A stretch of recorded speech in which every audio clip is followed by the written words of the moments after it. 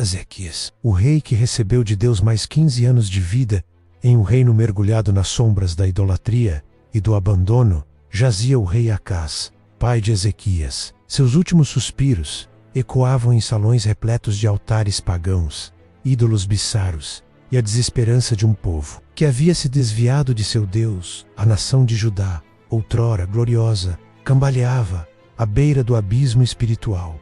Mas iniciava uma nova era. Aos 25 anos, com o coração ardendo em fé, o jovem Ezequias é coroado rei. Um sopro de esperança parece renovar o ar de Jerusalém. Seus olhos firmes e determinados prometiam uma reviravolta para seu povo, um retorno às raízes de sua fé. Assim que tomou posse do cetro, Ezequias convocou seus oficiais, sacerdotes e levitas. Sua voz carregada de convicção ecoou: chega de escuridão, chega de blasfêmia, restauraremos o templo, restauraremos a aliança com o Senhor nosso Deus. Era uma declaração de guerra contra a decadência, um grito por redenção. Imagine a cena: levitas e sacerdotes, obedientes ao chamado do rei, marcham para o templo sagrado.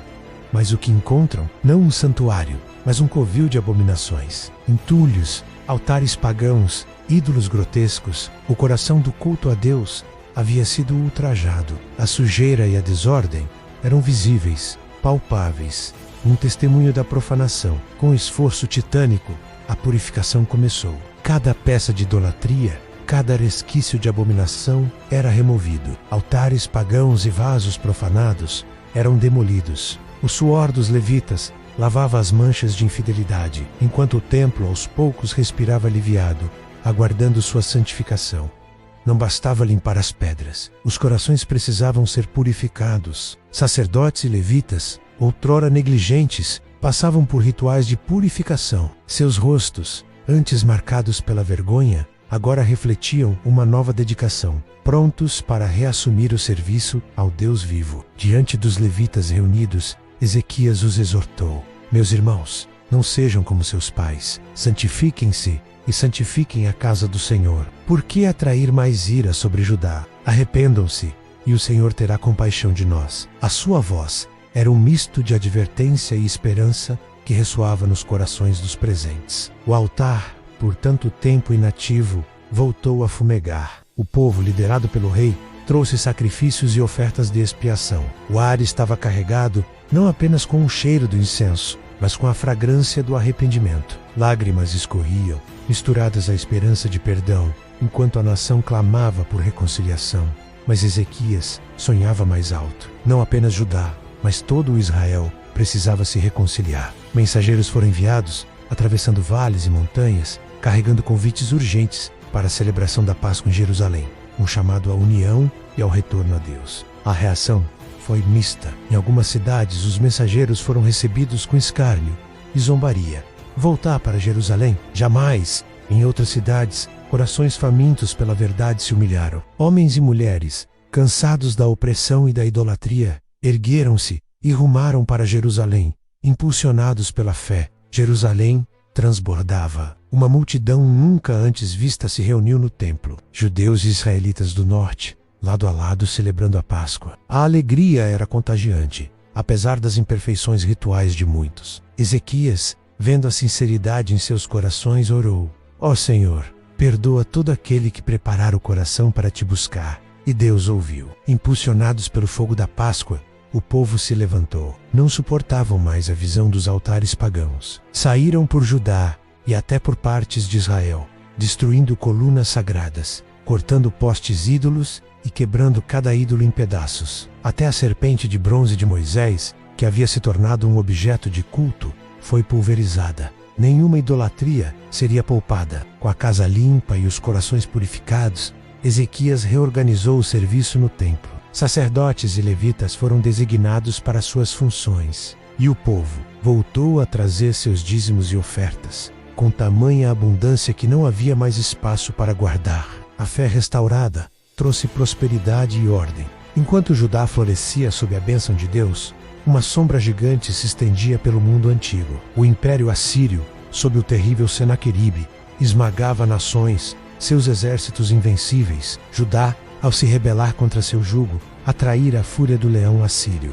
o terror chegou. Exércitos assírios, uma força esmagadora, invadiram Judá. Cidades fortificadas caíam uma após a outra, seus muros desfeitos, seus habitantes em desespero. O clamor das vítimas ecoava pelos vales, enquanto Senaqueribe se aproximava inexoravelmente de Jerusalém. Mas Ezequias não era um tolo. Com sabedoria e urgência, ele preparou a cidade. Ordenou que todas as fontes de água fora dos muros fossem tapadas, para que o inimigo não tivesse suprimentos. As muralhas foram reforçadas, erguidas com nova determinação, transformando Jerusalém em uma fortaleza inexpugnável. E a mais brilhante das estratégias, o túnel de Siloé. Homens trabalharam incansavelmente, escavando a rocha dura, ligando a fonte de Gion à piscina de Siloé, dentro da cidade. Uma maravilha da engenharia, um testemunho da fé e da provisão, garantindo que Jerusalém tivesse água, mesmo sob cerco. Então,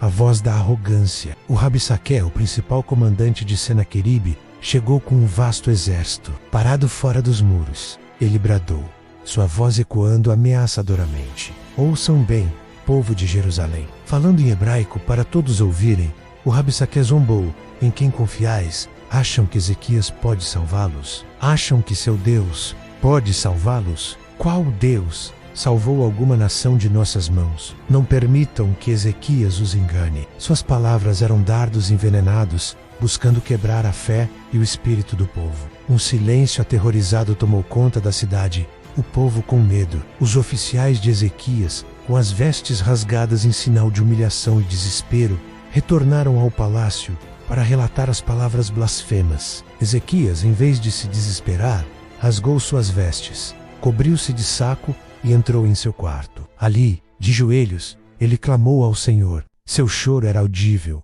sua oração fervorosa: ó Senhor, ouve as afrontas deste homem. Livra-nos, para que todos saibam que só Tu és Deus. O rei, em sua aflição, enviou oficiais ao profeta Isaías, buscando uma palavra do Senhor. E a resposta veio, carregada de divina certeza: não temas as palavras que ouviste, pois eis que porei um espírito nele, e ele voltará à sua terra. Mas Senaqueribe não desistia. Uma carta foi entregue a Ezequias, repetindo as ameaças, a arrogância e o desafio blasfemo contra o Deus de Israel. Era uma sentença de morte escrita em pergaminho. Em um dos momentos mais poderosos da história, Ezequias entrou no templo. Não clamou por exércitos ou estratégias. Abriu a carta de Senaqueribe e a estendeu diante do Senhor, como se dissesse: vê, ó Deus, o que este homem diz contra ti. Sua oração foi um ato de fé pura, entregando o impossível nas mãos do Todo-Poderoso. Então, a palavra de Isaías veio novamente, uma profecia audaciosa: Senaqueribe não entrará nesta cidade, não atirará flecha alguma, e no caminho por onde veio, voltará. E como um trovão, a voz de Deus selava o destino do tirano. Naquela mesma noite, o milagre aconteceu. O anjo do Senhor desceu sobre o acampamento assírio. Não houve batalha, nem espadas. Em silêncio, a morte ceifou 185.000 soldados. Ao amanhecer, o que antes era um acampamento orgulhoso, era um campo de cadáveres. Senaqueribe, o invencível conquistador, viu seu exército dizimado. Humilhado, aterrorizado, ele se virou e fugiu. Uma retirada desonrosa. Um rei que, por blasfemar contra Deus, viu seu poder ruir em uma única noite. E a profecia de Isaías se cumpriu cabalmente. Anos depois, em Nínive, enquanto Senaqueribe adorava em seu templo pagão, seus próprios filhos, Adrameleque e Sarezer, o assassinaram. O tirano que desafiou o Deus vivo encontrou seu fim nas mãos de sua própria família. Após tamanhas vitórias, uma nova provação. Ezequias adoeceu gravemente, à beira da morte. O profeta Isaías veio até ele com uma mensagem devastadora: Ezequias, põe a sua casa em ordem, pois você morrerá e não viverá. Virando-se para a parede, Ezequias clamou a Deus com lágrimas e gemidos: Senhor, lembra-te de como andei diante de ti, em verdade, com um coração perfeito, e fiz o que era bom aos teus olhos. Seu choro era o de um homem bom que não queria morrer, ou de um rei que ainda tinha muito a fazer. Isaías mal havia saído do pátio quando a voz do Senhor o alcançou. Volte e diga a Ezequias: ouvi sua oração, vi suas lágrimas, acrescentarei 15 anos à sua vida. Isaías retornou, aplicou uma pasta de figos na ferida do rei, e milagrosamente ele foi curado.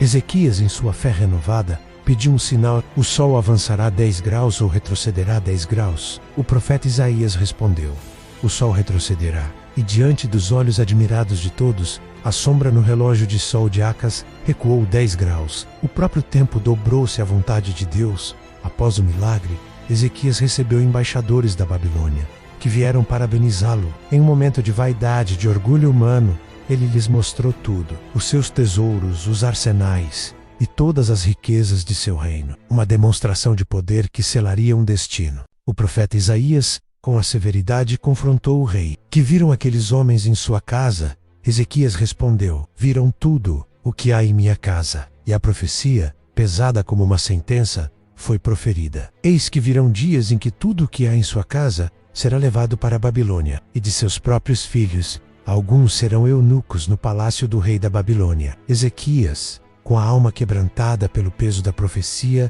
humilhou-se. A palavra do Senhor que disseste é boa, disse ele, pois haverá paz e segurança em meus dias. Uma aceitação dolorosa, mas uma demonstração de sua verdadeira fé e humildade diante de Deus. Assim, Ezequias concluiu seus 29 anos de reinado. Ele viveu em paz, governou com justiça e deixou um legado de fé inabalável. Com a sua morte, todo o Judá lamentou, sepultando-o com honras. Seu nome ecoa através dos séculos. O rei que confiou em Deus e viu o impossível acontecer. Que a história de Ezequias nos inspire a confiar sempre no poder da fé. Se você gostou e quer mais histórias impactantes da Bíblia, se inscreva no canal. E antes de compartilhar, diga qual história ou personagem você gostaria que nosso canal possa publicar.